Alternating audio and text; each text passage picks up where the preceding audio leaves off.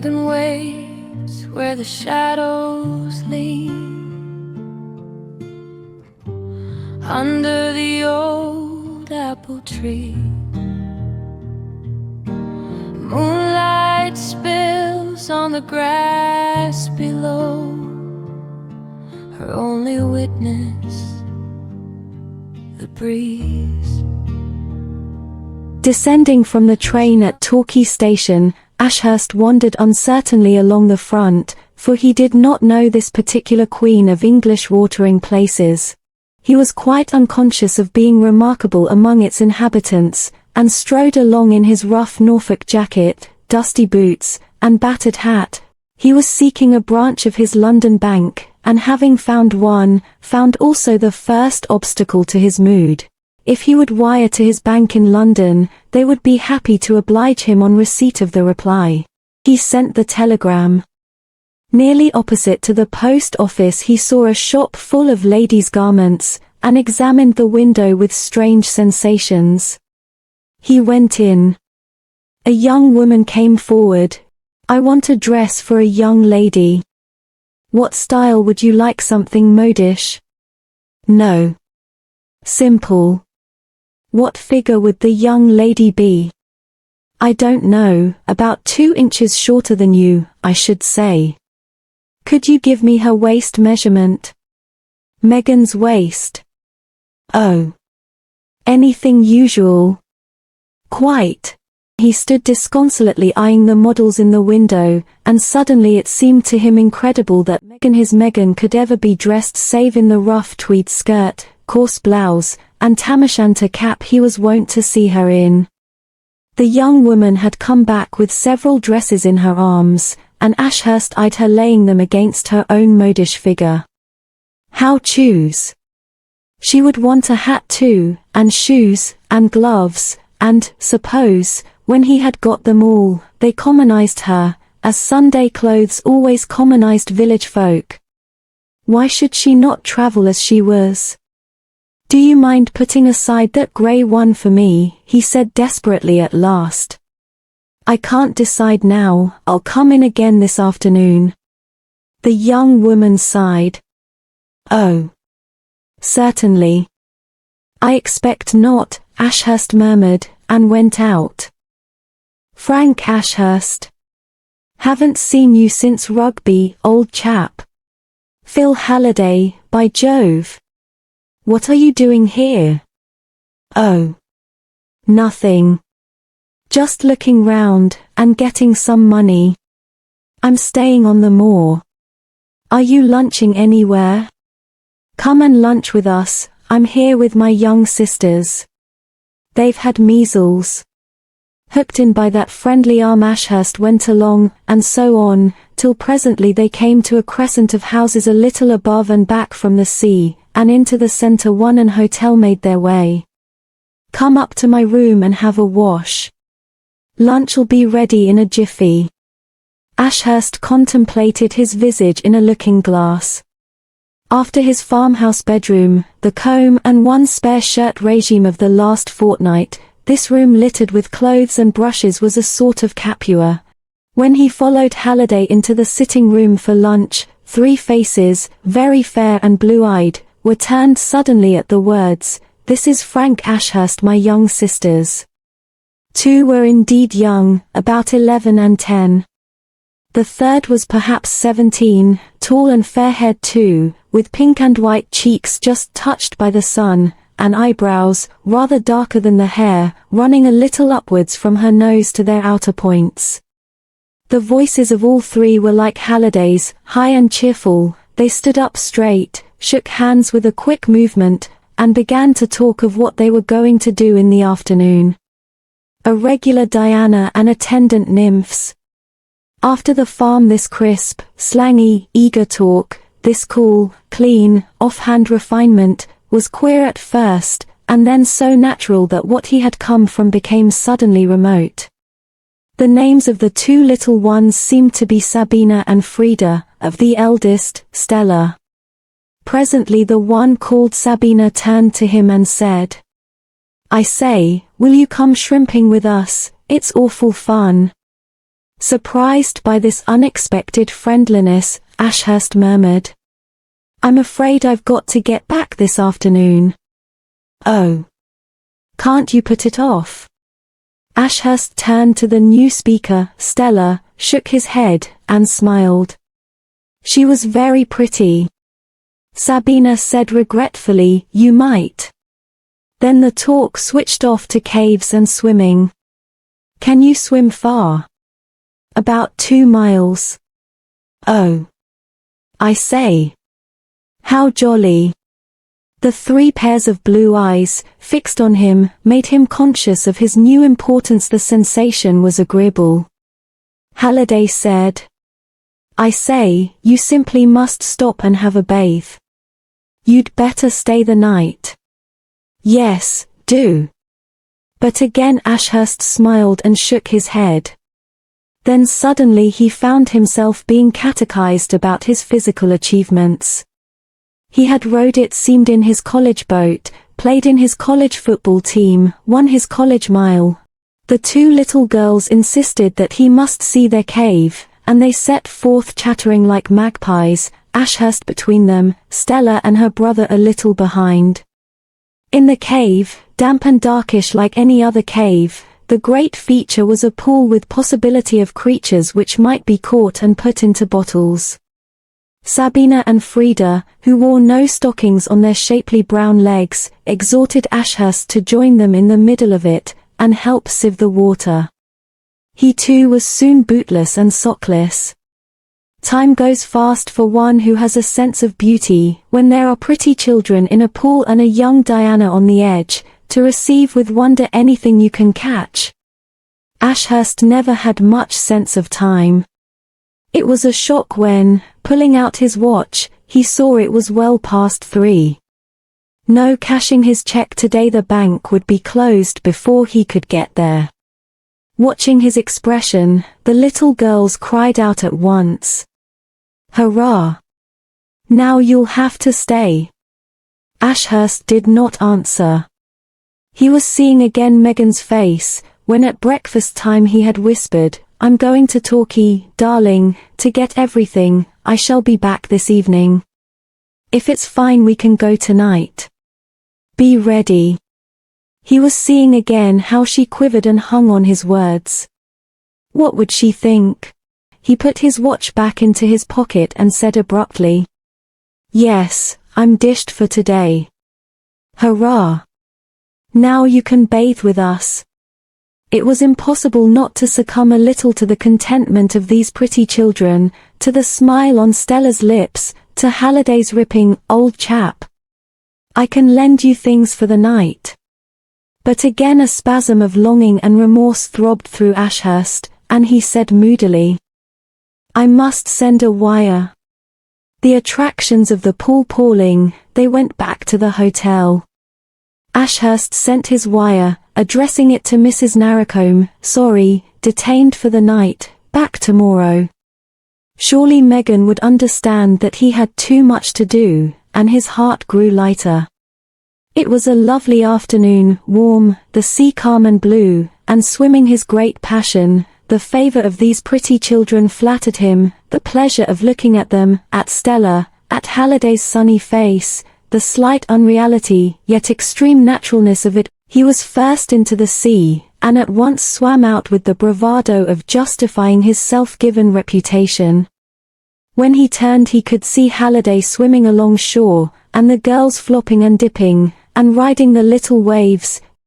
Then Sabina summoned him to teach her to float, and between them the little girls kept him so busy that he had no time even to notice whether Stella was accustomed to his presence, till suddenly he heard a startled sound from her. She was standing submerged to the waist, leaning a little forward, her slim white arms stretched out and pointing, her wet face puckered by the sun and an expression of fear. "Look at Phil. Is he all right? Oh, look." Ashurst saw at once that Phil was not all right. He was splashing and struggling out of his depth, perhaps 100 yards away. Suddenly he gave a cry, threw up his arms, and went down. Ashurst saw the girl launch herself towards him, and crying out, "Go back, Stella! Go back," he dashed out. He had never swum so fast, and reached Halliday just as he was coming up a second time. It was a case of cramp, but to get him in was not difficult, for he did not struggle. The girl, who had stopped where Ashurst told her to, helped as soon as he was in his depth, and once on the beach they sat down one on each side of him to rub his limbs, while the little ones stood by with scared faces. Ashurst gave him the arm, and as he did so caught sight of Stella's face, wet and flushed and tearful, all broken up out of its calm, and he thought, "I called her Stella. Wonder if she minded?" While they were dressing, Halliday said quietly, "You saved my life, old chap." Rot. Clothed, but not quite in their right minds, they went up all together to the hotel and sat down to tea. The talk turned on the advantages of measles, tangerine oranges, honey in a spoon, no lessons, and so forth. Ashurst listened, silent, exchanging friendly looks with Stella, whose face was again of its normal sun-touched pink and white. It was soothing to be so taken to the heart of this jolly family, fascinating to watch their faces. And after tea, he talked to Stella in the window seat and looked at her watercolor sketches. The whole thing was like a pleasurable dream, time and incident hung up, importance and reality suspended. Tomorrow he would go back to Megan. Children. Stella was not quite that as old as Megan. Her talk quick, rather hard and shy, yet friendless seemed to flourish on his silences, and about her there was something cool and virginal, a maiden in a bower. At dinner, to which Halliday, who had swallowed too much sea water, did not come, Sabina said, "I'm going to call you Frank." Frida echoed. "Frank, Frank, Frankie." Ashurst grinned and bowed. "Every time Stella calls you Mr. Ashurst, she's got to pay a forfeit. It's ridiculous." Ashurst looked at Stella, who grew slowly red. Sabina giggled, Frida cried. "She's smoking." "Yeah." Ashurst reached out to right and left, and grasped some fair hair in each hand. "Look here," he said, "you two. Leave Stella alone, or I'll tie you together." Frida gurgled. "Ouch. You are a beast." Sabina murmured cautiously. "You call her Stella, you see. Why shouldn't I? It's a jolly name." "All right, we give you leave to." Ashurst released the hair. Stella. What would she call him after this? But she called him nothing, till at bedtime he said, deliberately, "Good night, Stella." "Good night, Mr. Goodnight, Frank. It was jolly of you, you know." "Oh that. Bosh." Her quick, straight handshake tightened suddenly, and as suddenly became slack. Ashurst stood motionless in the empty sitting room. Only last night, under the apple tree and the living blossom, he had held Megan to him, kissing her eyes and lips. And he gasped, swept by that rush of remembrance. Tonight it should have begun his life with her who only wanted to be with him. And now, 24 hours and more must pass, because of not looking at his watch. Why had he made friends with this family of innocence just when he was saying goodbye to innocence, and all the rest of it? "But I mean to marry her," he thought, "I told her so." Stirred and moved, Ashurst squeezed the hand, and went downstairs. The hall door was still open, and he passed out onto the lawn before the crescent. Ashurst began pacing up and down over the grass. He was with her again under the living, breathing whiteness of the blossom, the stream chattering by, the moon glinting steel blue on the bathing pool, back in the rapture of his kisses on her upturned face of innocence and humble passion, back in the suspense and beauty of that pagan night. Hear the sea, not the stream, was night's voice, the sea with its sigh and rustle, no little bird, no owl, no nightjar called or spun, but a piano tinkled, and the white houses cut the sky with solid curve, and the scent from the lilacs filled the air. What am I going to do? He thought. Perhaps Megan was at her window, looking out at the blossom, thinking of him. Poor little Megan. Why not? He thought. I love her. But do I really love her? Or do I only want her because she is so pretty, and loves me? What am I going to do? The piano tinkled on, the stars winked, and he went into bed. Out of a deep and dreamless sleep he was awakened by the sound of thumping on the door. A shrill voice called, "Hi. Breakfast's ready." He jumped up. Where was he?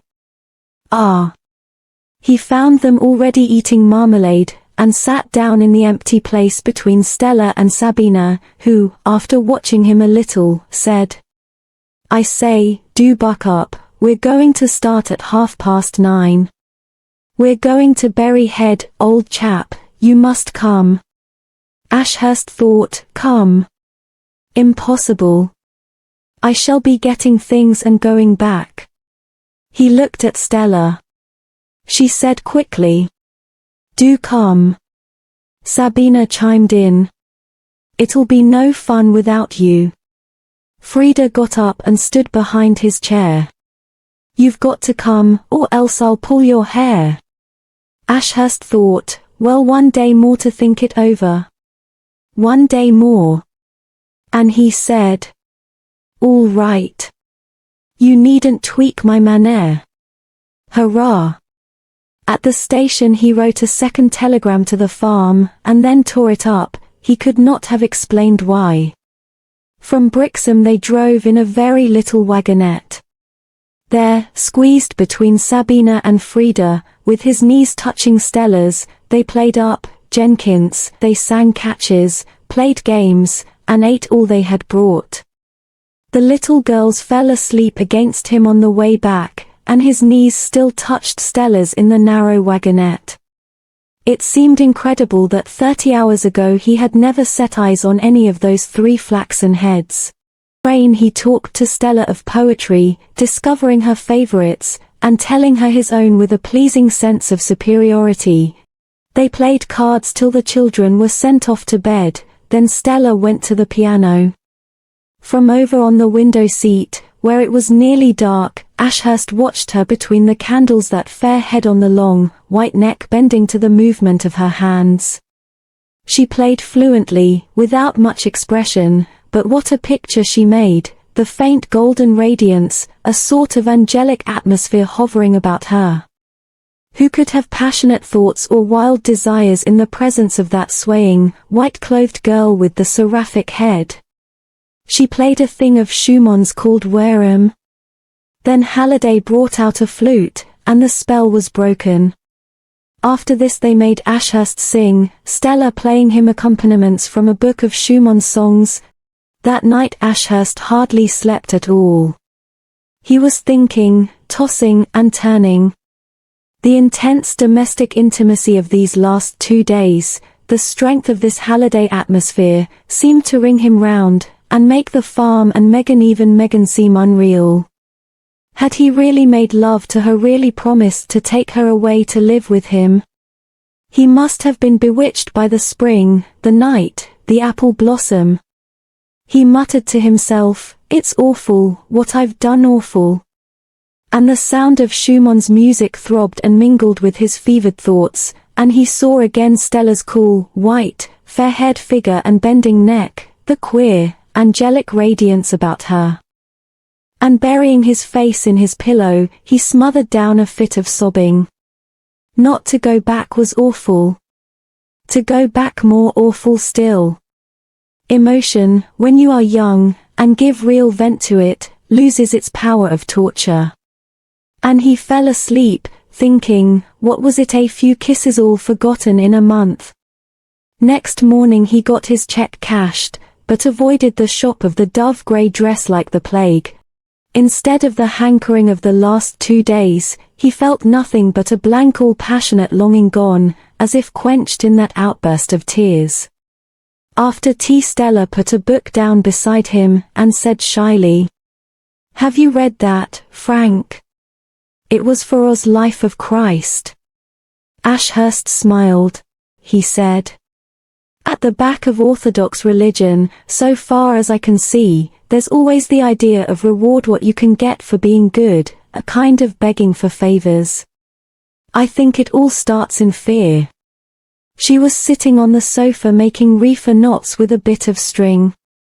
She looked up quickly. "I think it's much deeper than that." Ashurst felt again that wish to dominate. "You think so," he said, "but wanting the quid pro quo is about the deepest thing in all of us. It's jolly hard to get to the bottom of it." She wrinkled her brows in a puzzled frown. "I don't think I understand." He went on obstinately. "Well, think, and see if the most religious people aren't those who feel that this life doesn't give them all they want. I believe in being good because to be good is good in itself." "Then you do believe in being good?" How pretty she looked now. It was easy to be good with her. And he nodded and said, "I say, show me how to make that knot." With her fingers touching his, in maneuvering the bit of string, he felt soothed and happy.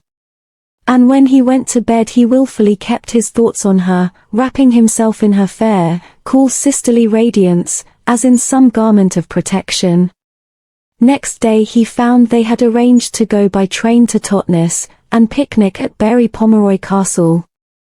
Still in that resolute oblivion of the past, he took his place with them in the landau beside Halliday, back to the horses.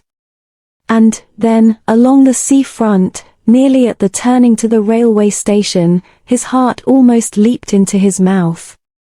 Megan herself was walking on the far pathway, in her old skirt and jacket and her tam o' shanter, looking up into the faces of the passers-by. Instinctively he threw his hand up for cover, then made a feint of clearing dust out of his eyes, but between his fingers he could see her still moving, not with her free country step, but wavering, lost-looking, pitiful like some little dog which has missed its master and does not know whether to run on, to run back, where to run. How had she come like this? What did she hope for? But with every turn of the wheels bearing him away from her, his heart revolted and cried to him to stop them, to get out, and go to her. When the landau turned the corner to the station he could stand it no more, and opening the carriage door, muttered, "I've forgotten something. Go on, don't wait for me." He jumped, stumbled, spun round, recovered his balance, and walked forward, while the carriage with the astonished Hallidays rolled on. From the corner he could only just see Megan, a long way ahead now. He ran a few steps, checked himself, and dropped into a walk.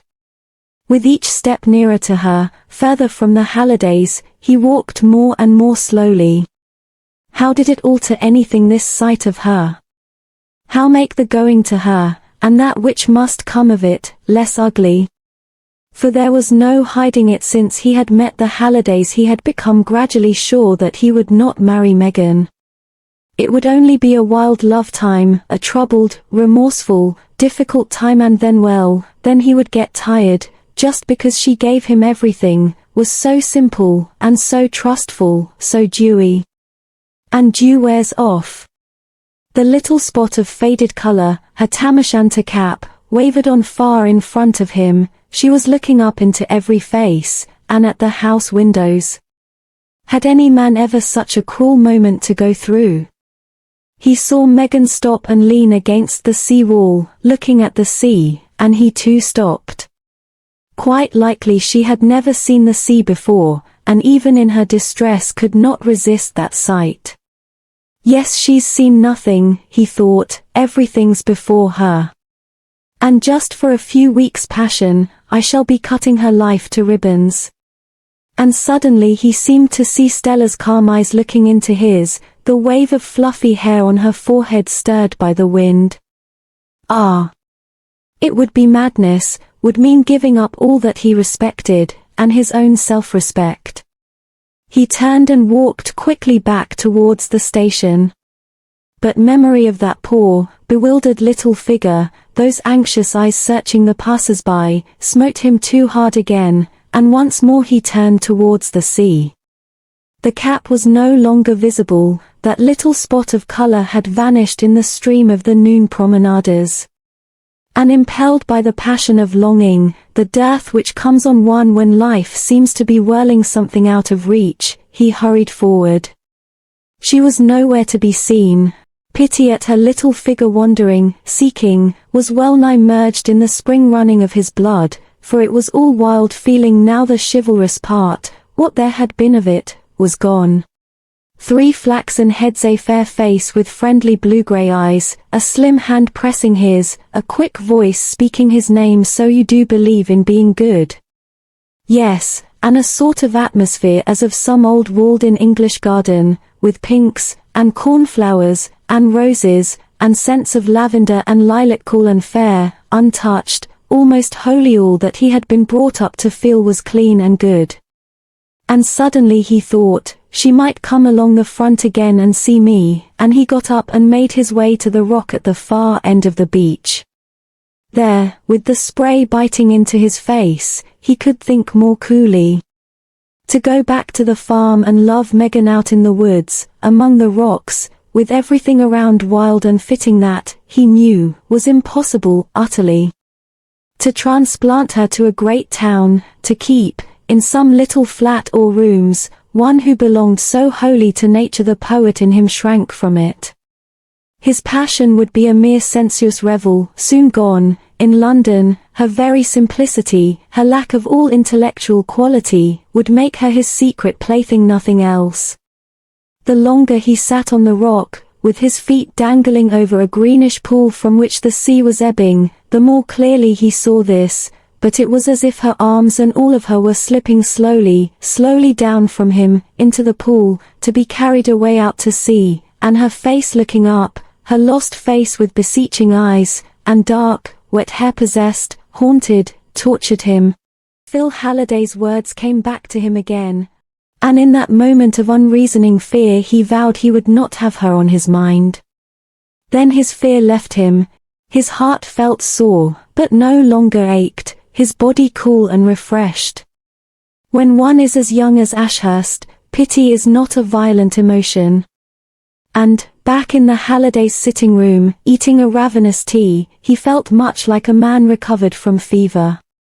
Everything seemed new and clear. And walking up and down the empty room, he stopped here and there to touch or look.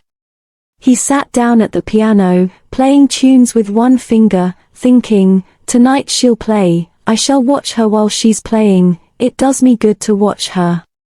Then he saw the Hallidays coming through the gate of the Crescent, Stella a little in front of Phil and the children, with their baskets. Then she saw him and smiled, a swift, brilliant smile which warmed yet irritated Ashurst.